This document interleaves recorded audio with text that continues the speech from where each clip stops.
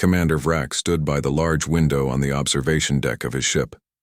The blue and green planet called Earth hung in the darkness of space below him. For many years, this small world had been a problem for the Galactic Council. Many ships sent to conquer it never returned. No one knew why. Vrax's 4 arms were crossed over his chest. His silver skin reflected the soft purple lights of the ship. He was worried. The High Council had given him a dangerous job. Find out why no alien force ever came back from Earth. "Commander, we are in position," said Officer Lenz, his second in command. "Our ship cannot be seen by Earth technology." "Good," Vrax said. "Begin the observation mission. No contact with the humans. I want to understand these creatures first." Lenz nodded and walked back to his station. The crew, all members of the Zorlian race, moved with purpose around the bridge. They were the best scouts in the galaxy, chosen for this special mission. "Sir, initial scans show the humans have very basic space travel. They have not even settled their own moon properly," reported Science Officer Mira. "Their weapons are primitive. They mostly use chemical explosives and basic energy weapons." Vrax frowned. "Then why has no invasion force ever returned? There must be something we are missing." "Perhaps the reports were wrong," suggested Lenz. 17. "Different species have tried to conquer Earth, all failed." "That is not a mistake," Vrax said firmly. Down on Earth, in a small observatory in the mountains of Colorado, Dr. Peter Johnson yawned and rubbed his tired eyes. It was almost midnight, but he wanted to finish checking the strange readings he had found earlier. "You should go home, Pete," said Nancy Carter, his research assistant. She was cleaning her glasses with the edge of her lab coat. "Whatever it is will still be there tomorrow." Peter shook his head. "These readings don't make sense. It's like something big is up there, but it doesn't show up on the regular scans." Nancy looked at the computer screen. "Could be a glitch. The equipment is pretty old." "Maybe," Peter said. He wasn't convinced. "But what if it's not?" Nancy put her hand on his shoulder. "Then it will still be there tomorrow. Come on, I'll buy you breakfast in the morning." Peter smiled and nodded. "All right, you win. Let me just send this data to Bill at NASA. Maybe he can take a look." In space, the Zorlian ship moved silently in orbit. Inside, Commander Vrax watched videos of humans. He saw them fighting wars, building cities, playing sports, and making art. The more he watched, the more confused he became. "They are so violent, even to each other," he said to Mira. "Yet they also create beautiful things. They seem so emotional." "Their biology is unusual," Mira replied. "They evolved on a high-gravity world with extreme weather and many predators. Their bodies are mostly water, very fragile compared to ours. But their brains—" She paused, looking at her data pad. "Their brains are complex. They think differently than we do." "How so?" asked Vrax. "They imagine things that do not exist. They tell stories. They believe in invisible forces and beings, and they are extremely social. They form strong bonds with each other." Vrax thought about this. "Perhaps that is why they are dangerous. They are unpredictable." "Sir," interrupted Officer Lenz, "we have detected a problem. A human observatory may have noticed something unusual in our position." "Impossible," said Vrax. "Our cloaking technology is beyond their abilities." "Yes, sir, but they are running repeated scans of this area. It seems they noticed the gravity effect of our ship." Vrax stood up quickly. "Move our position. We cannot risk detection." At NASA headquarters, Bill Evans looked at the data Peter had sent him. Something wasn't right. Whatever was up there was massive, but invisible to most instruments. He picked up his phone. "General Rogers? This is Bill Evans from NASA. I think you should see this." The next day, Peter arrived at the observatory to find 2 military vehicles parked outside. A tall woman in an Air Force uniform was waiting for him. "Dr. Johnson, I'm Colonel Linda West. We need to talk about what you found last night." Peter felt his heart beat faster. "So it wasn't a glitch?" Colonel West's face was serious. "No, it wasn't. Please come with me." Inside the observatory, several military personnel were working with the equipment. Nancy was already there, looking worried. "What's going on?" Peter asked. Dr. Johnson, your observatory detected something very important, Colonel West explained. Something that shouldn't be there. You mean like a UFO? Peter almost laughed, but stopped when he saw the colonel's expression. I'm not at liberty to say exactly what we think it is, but yes, we believe you found something not from Earth. On the Zorlian ship, alarms were sounding. Commander, Lenz shouted. The humans are actively searching for us now. They have pointed multiple detection devices at our position. Vrax hit the console with one of his fists. How is this possible? Their technology should not be able to find us. Unknown, sir, but they are using methods we didn't expect. They seem to be looking for gravity distortions rather than our ship itself. Clever, Vrax admitted. They cannot see us, so they look for our effect on space.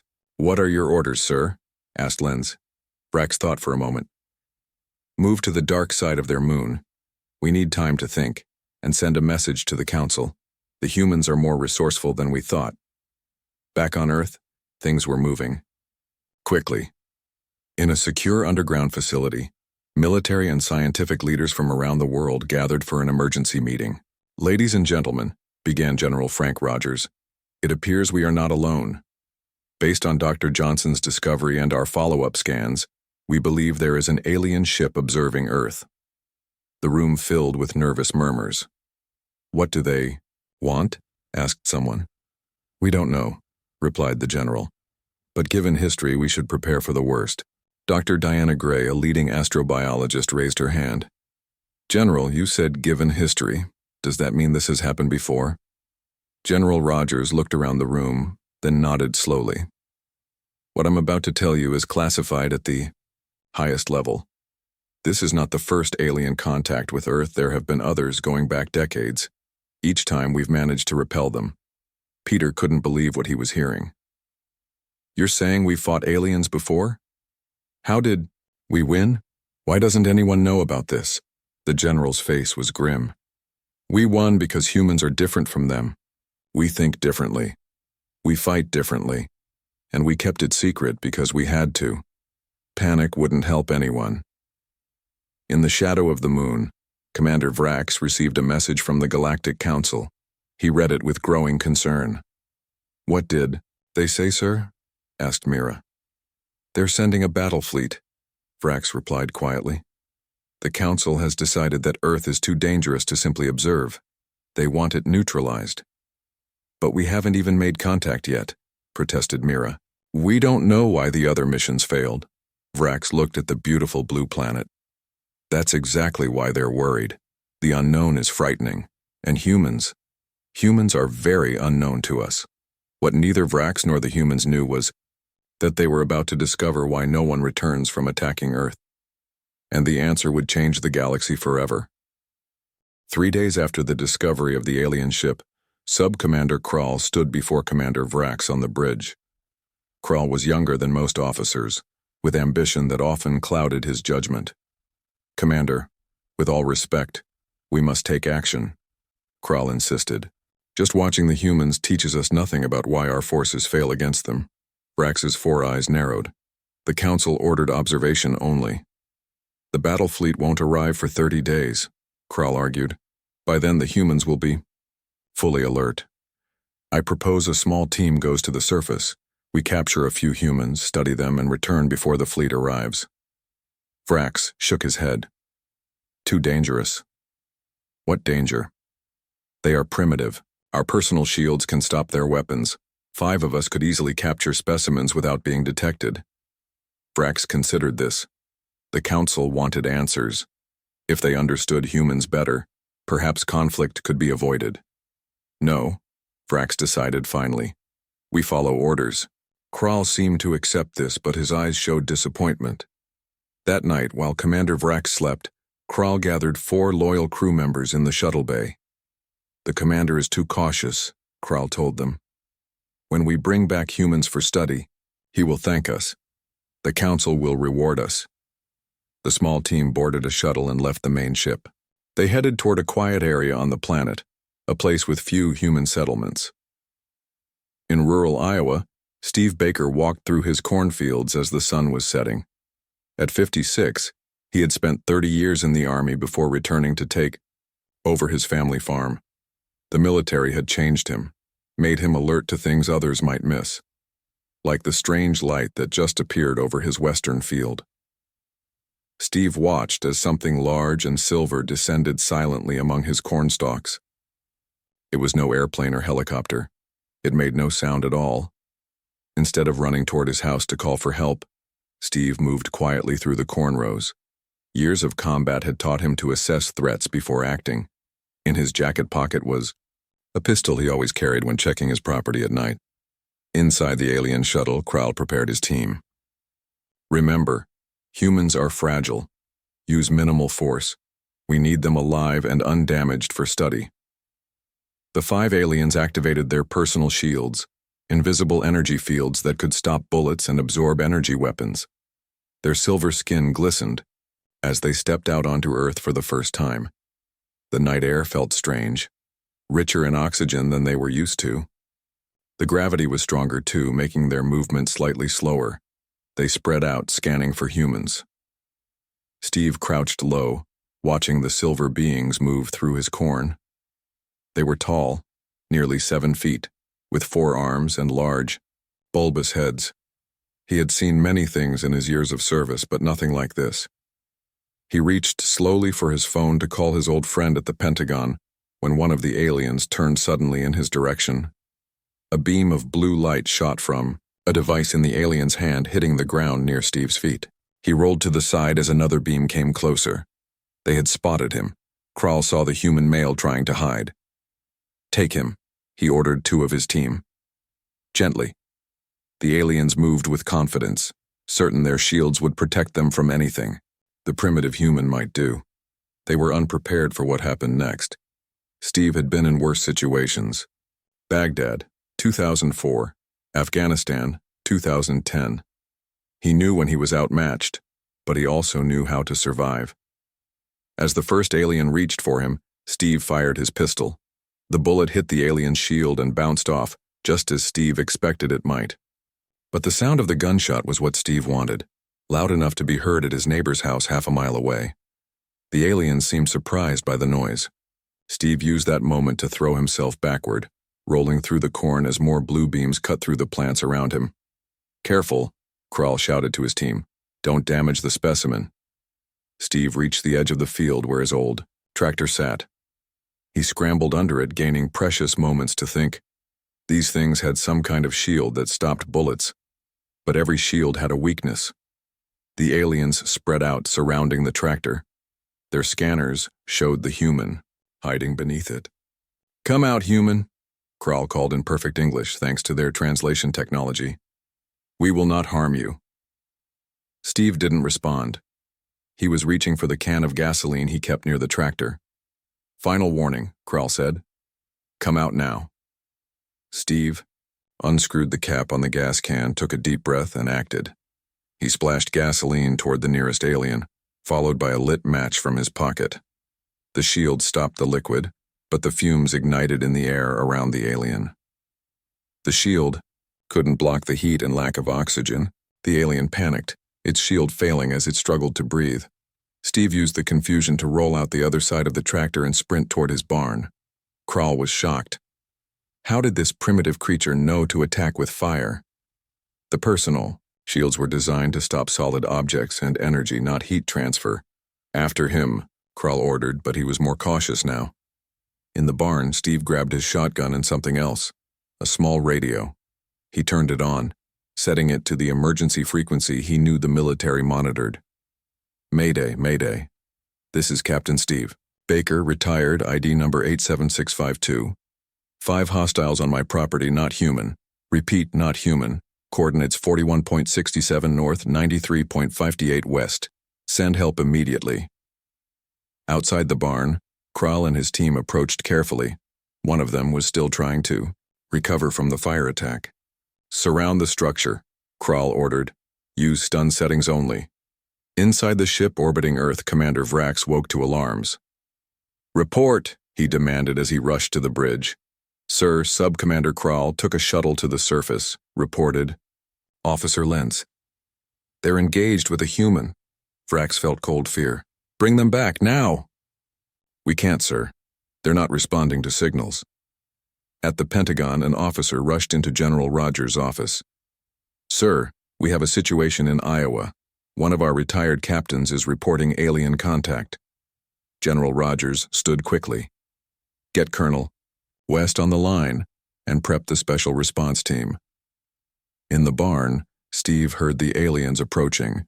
He knew he couldn't win against all of them, but he didn't need to. He just needed to survive long enough for help to arrive. One of the aliens entered through the barn door. Steve fired the shotgun.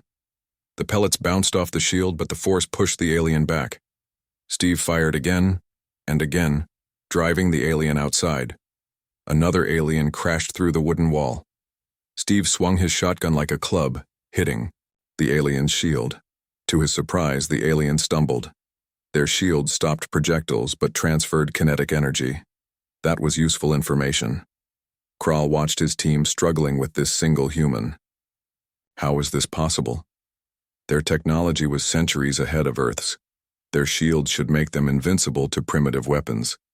Yet this human fought like nothing Kral had ever seen. There was no fear in its eyes, only determination and something else.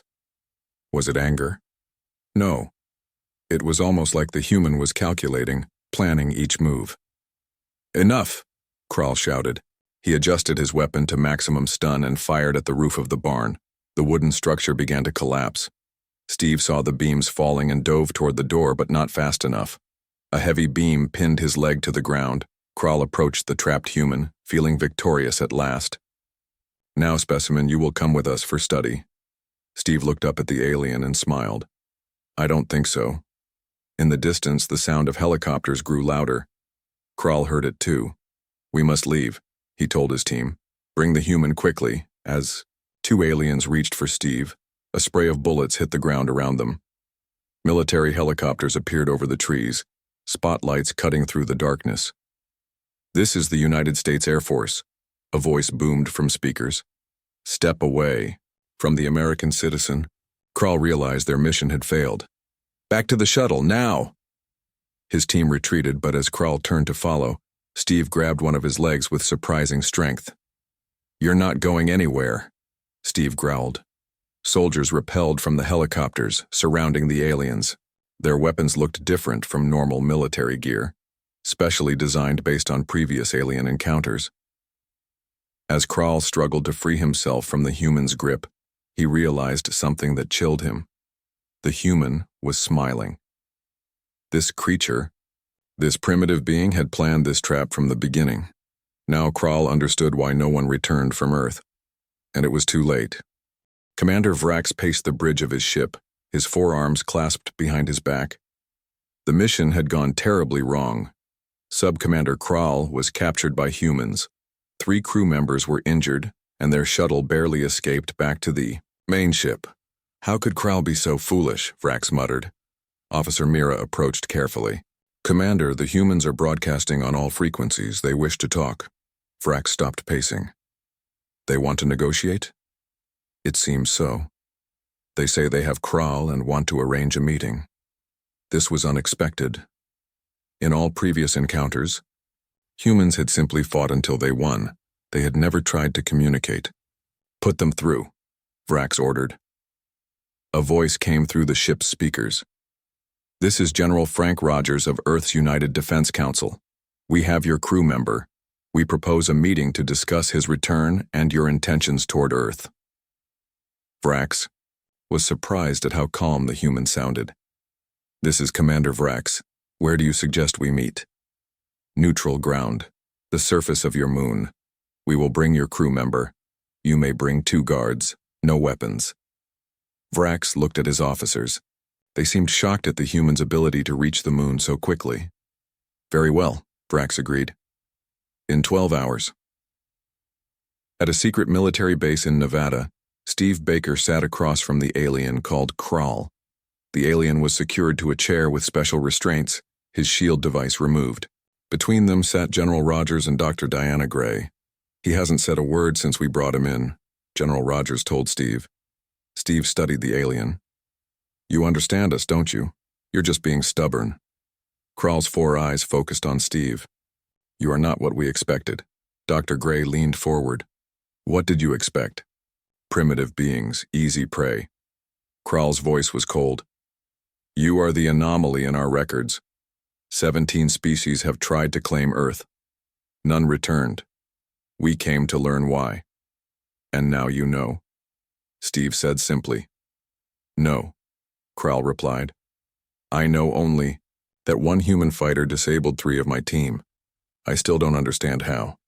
General Rogers smiled slightly. Maybe we'll explain at the moon meeting.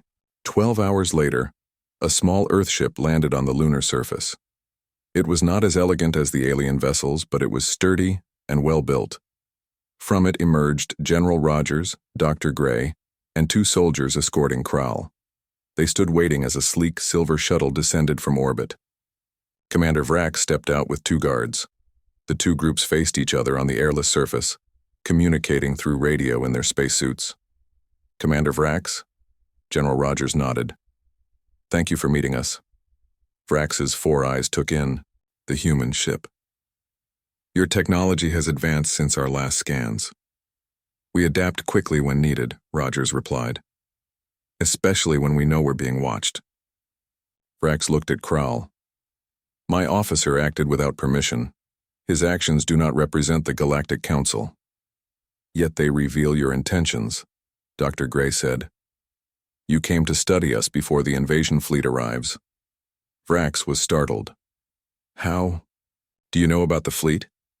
Steve Baker, monitoring the meeting from Earthbase, smiled as he watched the aliens' reaction. Their intel from the captured shuttle had been correct. On the moon, General Rogers continued. We know more than you. Think, Commander. We've been preparing for this day for generations. Preparing, Vrax asked. But your technology is still primitive compared to ours. Technology isn't everything, Dr. Gray explained. Krall learned that when he faced one retired soldier. They led Vrax to a small meeting dome they had set up. Inside, they could remove their helmets and talk more easily. Let me tell you why no one returns from Earth, General Rogers began. It's not just our weapons or defenses. It's us. Humans. Dr. Gray activated a small projector showing Earth's history. Our planet is harsh, by galactic standards. Higher gravity, extreme weather, countless predators. We evolved to survive constant threats. Many species evolved in harsh environments, Vrax countered. Yes, but most reach a point where they eliminate their predators, control their environment, and live in peace. Dr. Gray continued. Humans never stopped fighting. Even when we mastered our world, we fought each other. Vrax watched images of human wars throughout history. You see this as an advantage? It made us who we are, Rogers said. War is terrible, but it forced us to innovate, adapt, and overcome impossible odds. When aliens first came to Earth 50 years ago, we were outmatched in every way. Except one, Dr. Gray added. Human determination. Vrax remembered the reports. The first alien visitors came seeking resources. They expected no resistance from such a primitive world. They were wiped out completely. You destroyed them with inferior weapons? Vrax asked. We captured one of their ships, Rogers explained. Studied it. Copied what we could. When the next group came, we were better prepared. Each encounter taught us more, Dr. Gray said. We reversed engineered technology, prepared defenses, created protocols for first contact. Krall, who had been silent, finally spoke. This is why the farmer knew to use fire against our shields. Steve Baker wasn't just any farmer, Rogers smiled. He was a combat veteran who helped develop anti-shield tactics after our third alien encounter. Vrax was beginning to understand. You've been fighting a secret war against the galaxy for decades. Not by choice, Rogers said firmly. We never attacked anyone. We only defended ourselves. And now, a full battle fleet approaches, Vrax said. They will not underestimate you as Krall did, which is why we're talking now, Dr. Gray replied. We don't want war, Commander, we never did. Back on the Earth base, Steve watched the conversation with interest. The aliens were finally beginning to understand. On the moon, Vrax considered everything he had learned. The Council believes Earth is a threat that must be eliminated. Your ability to defeat technologically superior forces makes you too dangerous. Or makes us valuable allies, Rogers suggested. Vrax looked surprised. Allies? We've studied your language and culture from the captured shuttle, Dr. Gray explained. The Galactic Council faces many threats. The Zorlians are peaceful by nature, but others in the galaxy are not. You offer an alliance? Vrax asked. After we plan to invade? We offer a choice, Rogers said. Help us contact the Council. Explain what you've learned. Tell them that attacking Earth will only result in more loss like the 17 times before. Vrax looked at the humans carefully. They were confident despite knowing a battle fleet approached. Either they were foolish, or they had resources he didn't understand. And if the Council refuses? Vrax asked. Rogers's face became serious. Then, they will finally learn why no one returns from attacking Earth. The meaning was clear. Vrax had a decision to make. Continue with the invasion plans, or try to prevent a war that would reveal just how dangerous humans truly were. For the first time in his long career, Commander Vrax felt afraid. Not of these humans, but of what would happen when they were pushed too far. 2 weeks after the moon meeting, Commander Vrax stood before a holographic projection of the Galactic Council. The 5 Council elders looked down at him with their large, multicolored eyes. Their disappointment was clear. You suggest we abandon our plans to neutralize Earth? Asked Elder Zith, the oldest and most respected member. Yes, Elder, Vrax replied firmly. After careful study, I believe attacking Earth would be a grave mistake. Because of what happened to Krall's team? Asked another elder. One failure does not mean the battle fleet will fail. Vrax took a deep breath. It's not just one failure. It's 17. 17 species tried to conquer Earth. All were defeated by humans. The elders murmured among themselves. This information was troubling. And now, Vrax continued, the humans know we are coming. They have had time to prepare. What makes these humans so dangerous? Demanded Elder Zith. Their technology is primitive. Their world is small and divided. Vrax activated a data screen showing the information Dr. Gray had shared. Humans evolved on a death world. High gravity, extreme weather, dangerous predators. They had to become strong and clever just to survive. Many species come from harsh worlds, an elder countered. Yes, but humans never stopped fighting, Vrax explained. Even after they controlled their planet, they fought each other. War is in their nature. They've been at war for most of their history. The elders looked disturbed by this. In the peaceful galactic community, war was rare and usually short. More importantly, Vrax added, humans adapt quickly. After each alien encounter, they learned and improved. They've been reverse engineering alien technology for decades. They're much more advanced than our scans showed. You believe they could defeat our battle fleet? Asked Elder Zith. Vrax paused. I believe the cost would be too high, even if we won.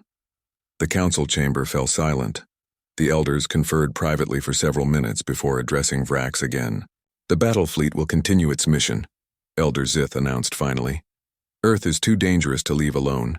However, we will send a message offering the humans a chance to surrender peacefully. Vrax tried to hide his disappointment. They will not surrender, elders. Then they will face the consequences, Elder Zith said coldly. You are dismissed, Commander. As the holographic connection ended, Vrax turned to Mira and Lenz, who had been waiting nearby. The Council has made their decision. We must prepare for war. What about Krall? Asked Mira. He's still with the humans. Vrax looked out the viewport at the blue planet below. The humans have agreed to return him once we share our Council's decision. I fear they already know what that decision will be. On Earth, in a conference room deep beneath the Pentagon, General Rogers addressed the United Defense Council. Representatives from 12 nations sat around a large table, their faces grave.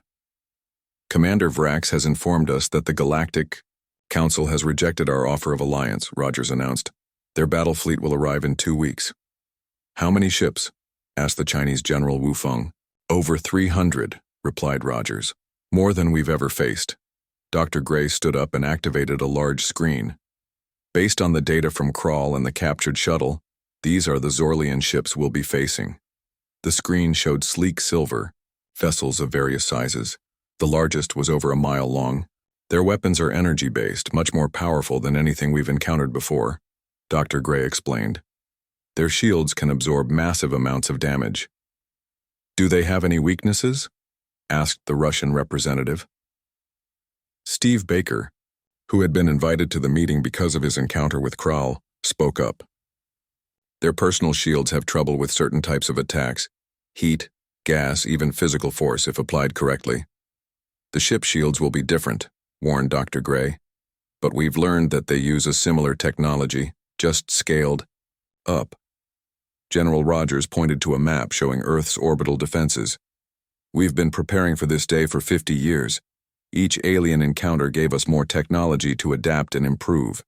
On the screen, hundreds of satellites and space stations appeared around Earth. Most were invisible to normal scans, disguised as communication satellites or space junk. Operation Shield Wall is now active, Rogers continued. Every nation has contributed resources and personnel. This is humanity's stand together. In space, Commander Vrax prepared his ship to rendezvous with the approaching battle fleet. As promised, the humans had returned Kral. The sub-commander seemed changed by his time on Earth. They're not what we thought, Kral told Vrax privately. They're not just violent creatures, they create art, music, literature. They care for their young and their old. They value life. Yet they prepare for war, Vrax noted. Only because we threaten them, Kral replied. I spoke with many humans during my captivity. They don't want to fight, but they will defend their home with everything they have. Vrax considered this. Do you believe they can win against the battle fleet? Kral's 4 eyes looked troubled. I don't know, but I know this. If they lose, it won't be because they surrendered. 10 days later, the Galactic battle fleet arrived at the edge of Earth's solar system. 297 warships moved in perfect formation, led by the massive dreadnought Starcleaver. On its bridge stood War Commander Drez, a veteran of a dozen planetary conquests. Report, Drez ordered his officers. The Earth defenders have noticed our arrival, replied his second-in-command. They're moving their primitive ships into defensive positions. Drez studied the tactical display. The humans had fewer than 50 space vessels, all much smaller than even the smallest galactic ships. This will be quick, Drez said with confidence. Send the surrender demand as the Council ordered, then prepare all ships for attack. The message was sent to Earth, surrender or be destroyed. The response came back almost immediately. On the bridge of the Starcleaver, Drez read the human reply with surprise. It was short and simple. We will not surrender. This is our home. Their choice is made, Drez announced to his crew. All ships, advance. The Galactic battle fleet moved forward, entering the solar system. As they passed the orbit of Neptune, sensors detected movement. Commander, called a sensor officer, there are objects approaching from the outer planets. Human ships? Asked Drez. No, sir. They appear to be. The officer paused, looking confused. Asteroids, sir. Hundreds of them moving at high speed. Toward our fleet. Drez frowned. Asteroids don't move like that. Scan again. Before the officer could respond, the first asteroids reached the fleet. They exploded with tremendous force, revealing themselves to be disguised mines. Dozens of smaller galactic ships were damaged or destroyed. Evasive action, Drez shouted. All ships, raise shields to maximum. On Earth, General Rogers watched, the battle unfolding on giant screens. First phase successful, he reported. The outer system defenses have engaged. Steve Baker nodded. Now they know this won't be easy. The real battle for Earth was about to begin, and the galaxy was about to learn why no one returns from attacking humans. War Commander Drez stood on the bridge of the Starcleaver, watching as his once mighty fleet struggled against Earth's defenses. 3 days into the battle, He had lost nearly a third of his ships. The humans were fighting like nothing he had ever seen. How are they doing this? Dres demanded of his officers. Their technology should be no match for ours. His tactical officer looked up from her console. Sir, they're not just using their own technology.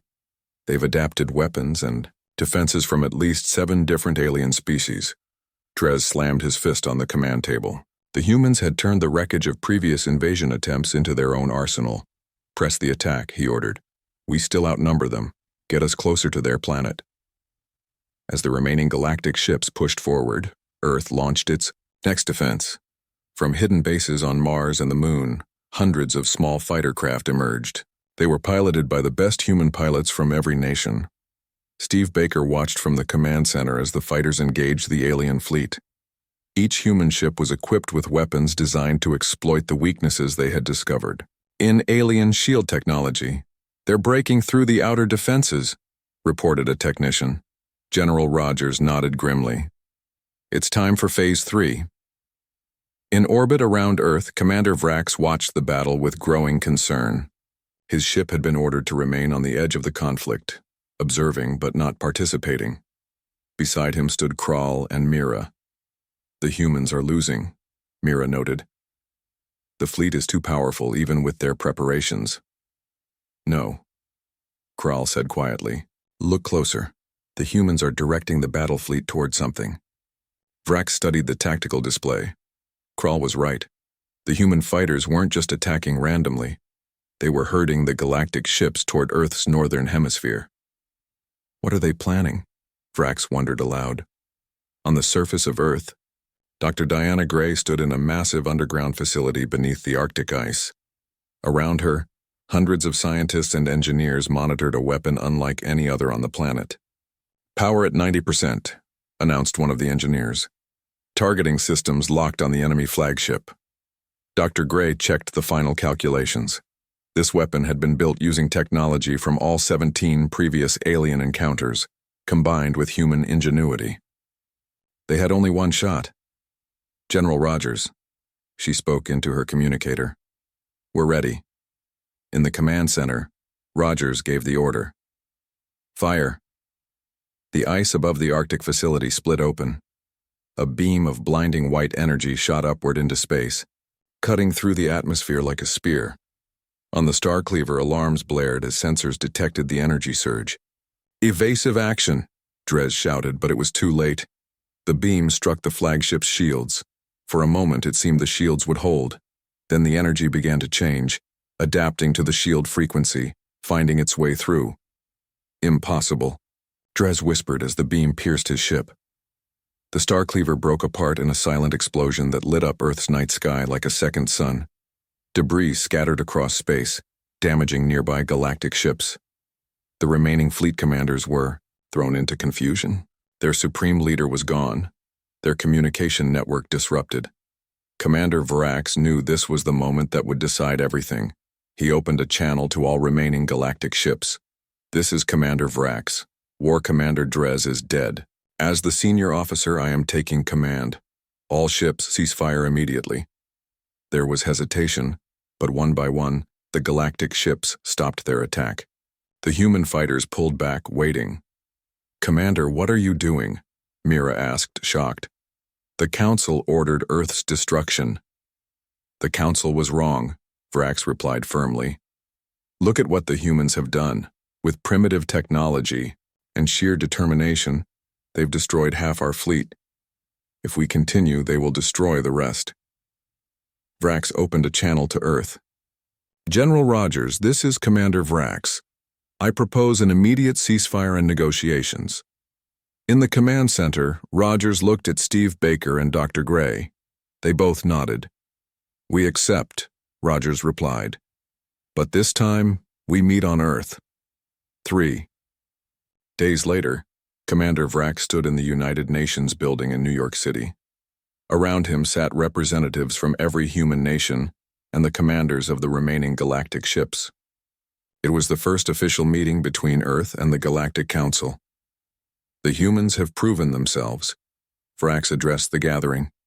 They have earned the right to join the galactic community, not as subjects, but as equals.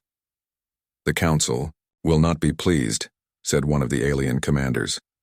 "The Council sent us to learn why no one returns from Earth," Vrax replied. "Now we know. It's because humans don't just fight to win, they fight to survive. And when threatened, they unite in ways we cannot comprehend." Steve Baker, sitting with the Earth delegation, spoke up. "We never wanted war. We just wanted to be left alone." "Perhaps that is why you are so formidable," Vrax said thoughtfully. "You fight only when necessary, but when you do, you commit everything to victory." Dr. Gray presented a data tablet to Vrax. "We've prepared a peace proposal. We offer to share some of our adapted technologies in exchange for membership in the galactic community and a non-aggression pact." Vrax reviewed the proposal, surprised by its generosity. The humans could have demanded much more after their victory.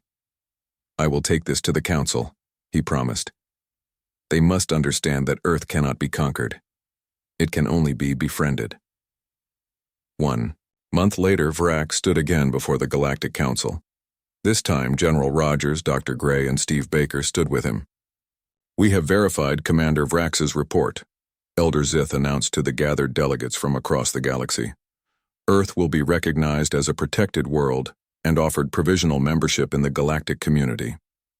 The other elders nodded in agreement, though some did so reluctantly. "Let this be known throughout the galaxy," Elder Zith continued. "Earth is not to be threatened or invaded. The humans have earned their place among the stars through their courage and determination." As the formal ceremony concluded, Commander Vrax turned to Steve Baker.